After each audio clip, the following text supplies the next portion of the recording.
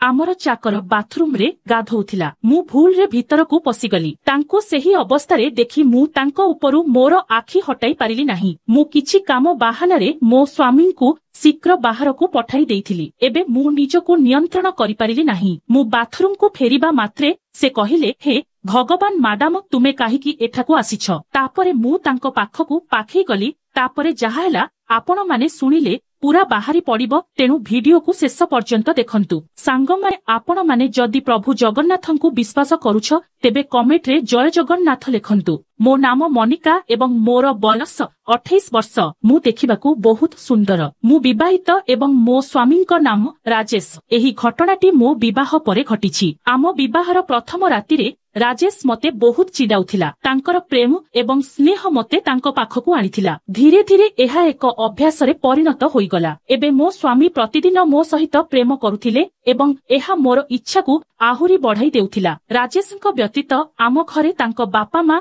एवं जणे चाकर शंकर अछंती। शंकर प्राय 40 वर्ष वयस्क एवं बहुत विश्वस्त। राजेशଙ୍କର जणे सान भाई राहुल मध्य अछि, जिए विदेश रे पाठ पढुछंती। राजेश एक कंपनी रे मैनेजर भाबरे काम करंती। जेतेबेले मो स्वामी को कंपनी पक्षरु दुबई जिबाकू पड़िला। एही यात्रा 6 मास पई थिला। तांको विदाय खबर सुनी मु बहुत दुखित होइथिली। से जिबार पूर्व राति रे मु तांको मोर चिंता जणाइली। राजेश तुमे 6 मास पई विदाय नेउछ, एबे तुम बिना मु किपरि सोइबी। राजेश मते जोर रे कुंढेई धरी कहिले, मोर प्रियर बेबी मते जिबाकू पड़िबो। मु निजे मध्य बहुत दुखी। मु तुमको छाड़िबाकू चाहू नाही, किंतु मु कोन करि परिबी। मोर एक चाकरी अछि, मते काम करिबाकू पड़िबो। राजेशଙ୍କ कथा सुनी मु चुप होई गली। सेही राति रे राजेश सकाळ 8टा पर्यंत मते छाड़ी नथिले। से मते बहुत कष्ट देउथिले। राजेशको जिबा परे मु हताश होई गली एवं मो शरीर रे एक अस्थिरता अनुभव कली। मु राति रे मो स्वामीଙ୍କ बिना बहुत छटपट हेउथिली। राजेशको जिबा परे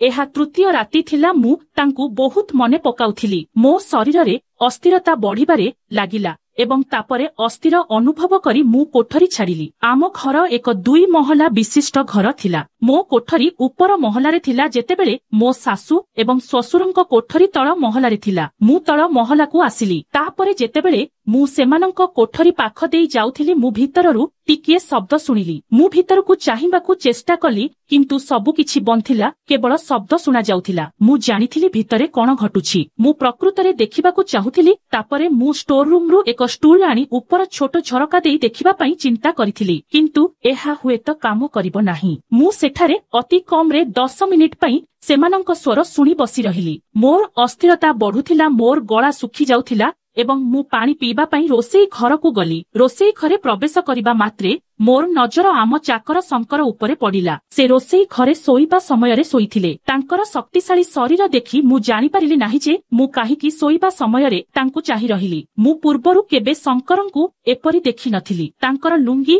टिके खसी जाइथिला एवं तांको जंघ स्पष्ट भाबरे देखा जाउथिला। मु किछि समय पई तांकु चाहि रहिली एवं तापरे मो रूम को फेरी आसिली। मु संपूर्ण हजि जाइथिबा अनुभव करुथिली। मो स्वामी बिना एहा मोर प्रथम राति थिला एवं मु भाबुथिली जे मु दिनर बाकी समय किपरि बिताइबी। मु केतेबेले सोई पड़िली ताहा मध्य जानि पारिली नाही। सकाळ होइगला एवं मु रोसेई घरे व्यस्त थिली। शंकर भीतर को आसी पचारिला, भाउज आजि रात्रि भोजन पई तुमे कोन रांधुछ? मु उत्तर देली, तुम सासुଙ୍କୁ पचार एवं से तांकु पचारिबाकू गले। शंकर जणे शक्तिशाली व्यक्ति थिले। से कला चर्मर थिले, किंतु तांकर शरीर बहुत शक्तिशाली थिला। परदिन सकाळे मु उठिली एवं बाहरे बुलुथिली। जेतेबेले मु शंकर को जाउथिबार देखिली। आम घर बाहरे एक बाथरूम थिला एवं सेही बाथरूम रे शंकर गाधौथिले। भीतर को जिबा मात्रे से कबाट टिके बंद करी गाधोइबाकू लागिले। शंकर बाहर को आसीबा पर्यंत मु अपेक्षा करी चली गले। किछि समय परे से गाधोइबा परे बाहरी आसिले एवं मते देखिले। से कहिले,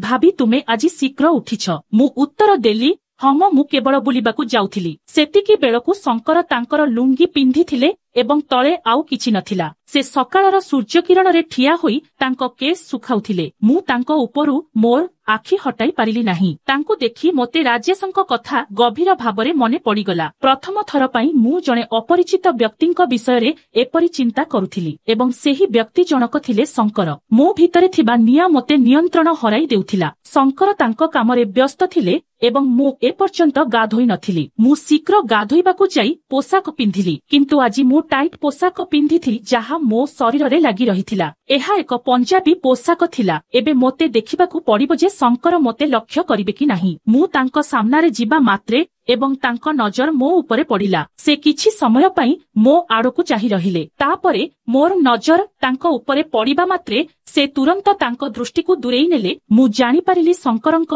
ଆଖି କେଉଁଠାରେ ଅଛି। ମୁଁ କାମ କରିବାର ବାହାନାରେ ଜାଣିଶୁଣି ତାଙ୍କ ପାଖକୁ ଯିବା ଆରମ୍ଭ କଲି ଏବଂ ମୁଁ ଦେଖିଲି ଯେ ଶଙ୍କର ପ୍ରକୃତରେ ମୋ ଆଡ଼କୁ ଚାହିଁ ରହୁଛି। ମୁଁ ଜାଣିଥିଲି ମୁଁ କଣ କରିବାକୁ ଯୋଜନା କରୁଛି। ମୁଁ ଏହା ଜାଣିଥିଲି, ତେଣୁ ମୁଁ ଜାଣିଶୁଣି ତାଙ୍କୁ ମୋ ପ୍ରତି ଆକର୍ଷିତ କରୁଥିଲି। ହୁଏତ ସେ ମଧ୍ୟ ବୁଝିପାରିଥିଲେ ଯେ ମୁଁ କଣ ଚାହୁଁଛି। ଏହା କିଛି ଦିନ ପର୍ଯ୍ୟନ୍ତ ଜାରି ରହିଲା। ମୁଁ ପ୍ରତିଦିନ ଶୀଘ୍ର ଉଠି ବାହାରେ ବୁଲିବାକୁ ଲାଗିଲି। ବିଶେଷ କରି ବାଥରୁମ୍ ପାଖରେ। ଶଙ୍କର ମଧ୍ୟ ସବୁଦିନିଆ ପରି ସେହି ସମୟରେ ଉଠି ବାଥରୁମକୁ ଗାଧୋଇବା ପାଇଁ ଗଲା। ଗୋଟିଏ ଦିନ ସେ ଭିତରକୁ ଯିବା ପୂର୍ବରୁ ମୋତେ ବାହାରକୁ ଚାଲି ଯାଉଥିବାର ଦେଖିଲା। ସେ ଜାଣିଶୁଣି ବାଥରୁମ୍ କବାଟ ଠିକ୍ ଭାବରେ ବନ୍ଦ କରିନଥିଲା, ଯଦିଓ ସେ ଜାଣିଥିଲା ଯେ ମୁଁ ବାହାରେ ଅଛି। ହୁଏତ ସେ ମୋତେ ମଧ୍ୟ ଉତ୍ତେଜିତ କରିବାକୁ ଚେଷ୍ଟା କରୁଥିଲେ। ଯଦି କେହି ପଚାରେ ଯେ ଉପର ମହଲାରୁ ବାଥରୁମ୍ ଟ୍ୟାପ୍ କିଏ ବନ୍ଦ କରିଛି, ମୁଁ ଜାଣିପାରିବି ଯେ ପାଇପ୍ରୁ ପାଣି ଲିକ୍ ହେଉଛି, ତେଣୁ ମୁଁ ଏହାକୁ ବନ୍ଦ କରିଦେଇଥିଲି। ଏବେ ମୁଁ ସକାଳ ପାଇଁ ଅପେକ୍ଷା କରି ଶୋଇପଡ଼ିଲି। ଆଜି ମୁଁ ଶୀଘ୍ର ଉଠିଥିଲି ଏବଂ ଶଙ୍କର ଆସିବା ପୂର୍ବରୁ ବୁଲିବାକୁ ଯାଇଥିଲି। କିଛି ସମୟ ପରେ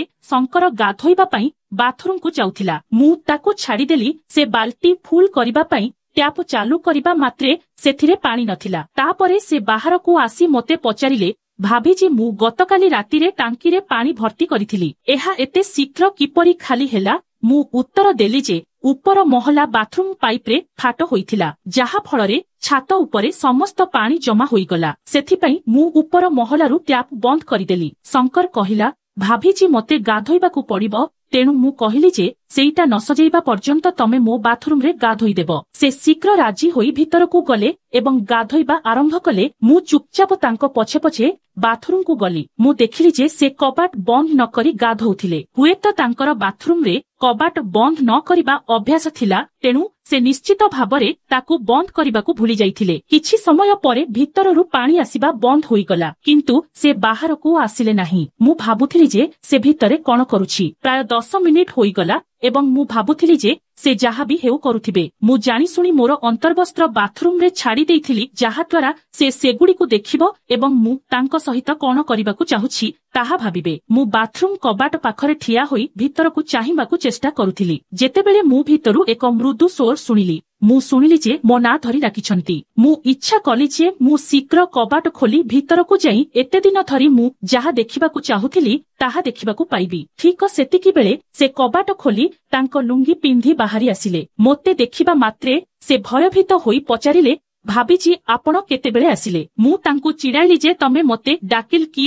ସେ ଶୀଘ୍ର ଉତ୍ତର ଦେଲେ, ନା, ଭାବିଛି ମୁଁ ତମକୁ ଡାକିନି। ଏମିତି କହି ଲାଜରେ ସେ ଚାଲିଗଲେ। ସେ ଯିବା ମାତ୍ରେ ମୁଁ ବାଥରୁମ ଭିତରକୁ ଯାଇ ମୋର ପୋଷାକ ଦେଖିବାକୁ ଲାଗିଲି। ମୁଁ ସେଗୁଡ଼ିକୁ ଯାଞ୍ଚ କରିବା ମାତ୍ରେ ସେଗୁଡ଼ିକ ଏପରି ଦେଖାଯାଉଥିଲା ଯେପରି କେହି ସେଗୁଡ଼ିକୁ ମୋଡ଼ି ଦେଇଛି କିମ୍ବା ଓଦା ହାତରେ ଖସି ଦେଇଛି। ମୁଁ ବହୁତ ଖୁସି ହୋଇଗଲି। ଏବେ ମୋର କୌଣସି ଭୟ ନଥିଲା। ଠିକ୍ ସେତିକି ବେଳେ ମୋ ସ୍ୱାମୀ ରାଜେଶ ଫୋନ୍ କଲେ। ମୁଁ ଶୀଘ୍ର ଫୋନ୍ ଉଠାଇ କଥା ହେବା ଆରମ୍ଭ କଲି। ମୁଁ କହିଲି, ଆପଣଙ୍କୁ ଫୋନ କରିବାକୁ କେତେ ଦିନ ଲାଗିଲା? ମୁଁ ତୁମକୁ ବହୁତ ମନେ ପକାଉଛି। ସେ ଉତ୍ତର ଦେଲା, ହଁ ବେବି, ମୁଁ ମଧ୍ୟ ତୁମ ବିନା ଶୋଇପାରିବି ନାହିଁ। ମୁଁ ଜାଣି ନାହିଁ ମୁଁ ସାରା ରାତି ତୁମ ବିଷୟରେ ଭାବି କଣ କରେ। କଥାବାର୍ତ୍ତା ଏହିପରି ଚାଲିଲା। ମୁଁ ତାଙ୍କ ସହିତ 2 ଘଣ୍ଟା କଥା ହେଲି ଏବଂ ବହୁତ କାନ୍ଦିଲି। ମୁଁ ତାଙ୍କୁ କହିଲି ଯେ ମୁଁ ତୁମ ବିନା ରହି ପାରୁନି, ତୁମେ ଜଲ୍ଦି ଆସ ବୋଲି କହିଲି। ସେ କହିଲେ, ବେବି, ମୁଁ ମଧ୍ୟ ସବୁକିଛି ଛାଡ଼ି ତୁମ ପାଖକୁ ଆସିବାକୁ ଇଚ୍ଛା କରେ, କିନ୍ତୁ ମୁଁ କଣ କରିପାରିବି? ମୋର ମାଲିକ ମୋତେ ଚାକିରିରୁ ବାହାର କରିଦେବେ।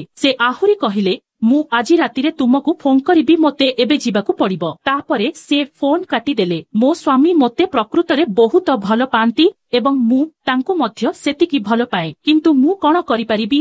ମୁଁ ଜଣେ ମହିଳା ଏବଂ ଜଣେ ଯୁବତୀ। ମୁଁ 6 ମାସ ପାଇଁ ନିଜକୁ କିପରି ନିୟନ୍ତ୍ରଣ କରିପାରିବି? ମୁଁ ଜାଣିଥିଲି ଯେ ମୁଁ ଶଙ୍କର ସହିତ କରିବା ବିଷୟରେ ଯାହା ଚିନ୍ତା କରୁଥିଲି ତାହା ଭୁଲ ଥିଲା। ଯଦି ମୋ ସ୍ୱାମୀ ଏସବୁ ବିଷୟରେ ଜାଣିଯାଆନ୍ତି ତେବେ ମୋ ଉପରେ ତାଙ୍କର ବିଶ୍ୱାସ ଭାଙ୍ଗିଯିବ। ମୁଁ ଏହା ଭାବି ସନ୍ଧ୍ୟା ହୋଇଗଲା। ମୁଁ ଘରର ସମସ୍ତ କାମ ସମାପ୍ତ କରି ତାଙ୍କ ଡାକକୁ ଅପେକ୍ଷା କରିଥିଲି। ମୁଁ ଆଶା କରୁଥିଲି ଯେ ସେ ମୋତେ ଫୋନ କରିବେ। ସନ୍ଧ୍ୟା କମିବାକୁ ଲାଗିଲା, କିନ୍ତୁ ଫୋନ ଆସିଲା ନାହିଁ। ମୋ ଶାଶୁ ଏବଂ ଶ୍ୱଶୁର ସମସ୍ତେ ମୋ ଅପେକ୍ଷାରେ ଶୋଇପଡ଼ିଥିଲେ, କିନ୍ତୁ ରାଜେଶ ଏପର୍ଯ୍ୟନ୍ତ ଫୋନ କରିନଥିଲେ। ମୁଁ ରାଗି ଯାଇଥିଲି। ଆଜି ଏ ବିଷୟରେ ରାଜେଶଙ୍କ ସହ କଥା ହେବା ଆବଶ୍ୟକ ଥିଲା, କିନ୍ତୁ ସେ ଫୋନ କଲେ ନାହିଁ। ଶେଷରେ ମୋର ଧୈର୍ଯ୍ୟ ଶେଷ ହୋଇଗଲା। ମୁଁ ଏତେ ଦିନ ଧରି ଯାହା କରିବାକୁ ଚାହୁଁଥିଲି ତାହା କରିବାକୁ ଯାଉଥିଲି। ମୁଁ ରୋଷେଇ ଘରକୁ ଚାଲିବାକୁ ଲାଗିଲି। ଯେତେବେଳେ ମୁଁ ରୋଷେଇ ଘରର କବାଟ ପାଖରେ ପହଞ୍ଚିଲି, ମୁଁ ଦେଖିଲି ଶଙ୍କର ମୋ ନାଁ ଧରି ବହୁତ ଖେଳ କରୁଥିଲା। ମୁଁ ଆଶ୍ଚର୍ଯ୍ୟ ନ ହୋଇ ରହିପାରିଲି ନାହିଁ। ମୁଁ ମୋର ସମସ୍ତ ସୀମା ପାର କରି ଶଙ୍କର ସହିତ